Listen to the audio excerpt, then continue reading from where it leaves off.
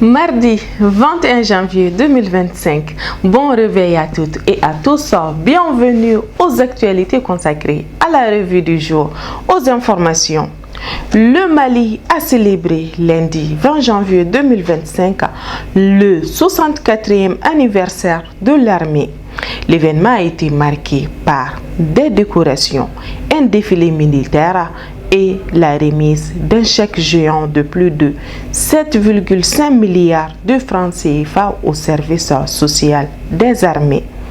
Les festivités de la cérémonie ont été présidées par le président de la transition, le général d'armée Assimi Goïta, à la place d'armes du 34e régiment du génie militaire. Dans la même journée, le chef de l'État a posé la première pierre du mémorial dédié aux militaires tombés au front. Ce joyau architectural qui verra le jour à Kati comportera un bâtiment pour l'administration, un musée des armées, un restaurant, un poste de police et un parc.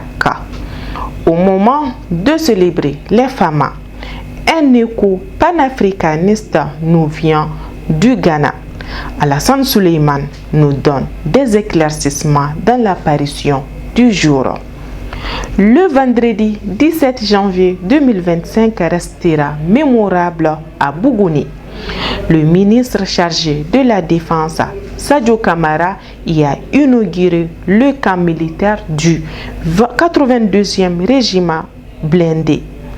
C'était en présence du gouverneur de cette région, le général de brigade Ousmane Wele.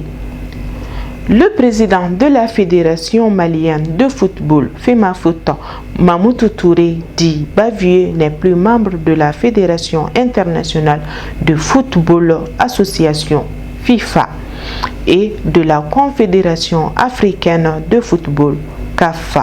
L'annonce a été faite par l'intéressé lui-même via un communiqué publié la semaine dernière, à suivre dans nos colonnes du jour. L'élimination prématurée du Djoliba en Ligue des champions d'Afrique et celle du Stade malien en Coupe de la Confédération suscite des interrogations, voire des inquiétudes. Le décryptage de notre confrère Suleiman Bobo Tunkara à lire dans notre parution d'aujourd'hui, et c'est ce qui met fin à la revue du jour. N'oubliez pas de nous suivre encore et toujours sur notre site web, les www.lessor.ml, ainsi que sur toutes nos différentes plateformes digitales. On se dit bye.